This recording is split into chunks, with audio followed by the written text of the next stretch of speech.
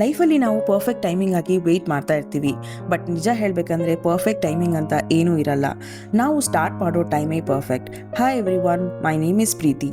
ರೀಸೆಂಟಾಗಿ low feel ಆಗ್ತಿತ್ತು ಅಂತ ನನ್ನ ಫ್ರೆಂಡ್ಗೆ ಕಾಲ್ ಮಾಡಿದ್ದೆ. ಅವಳ ಜೊತೆ ಮಾತಾಡಿದ್ಮೇಲೆ ಗೊತ್ತಾಯಿತು ಅವಳು ಯಾವುದೋ ವರ್ಕ್ ಸ್ಟ್ರೆಸ್ಸಲ್ಲಿದ್ದಾಳೆ, ಟೈಮ್ ಮ್ಯಾನೇಜ್ಮೆಂಟ್ ಮಾಡೋಕ್ಕಾಗ್ತಾ ಇಲ್ಲ ಅಂತ ಕಂಪ್ಲೇಂಟ್ ಮಾಡ್ತಾ ಇದ್ಲು.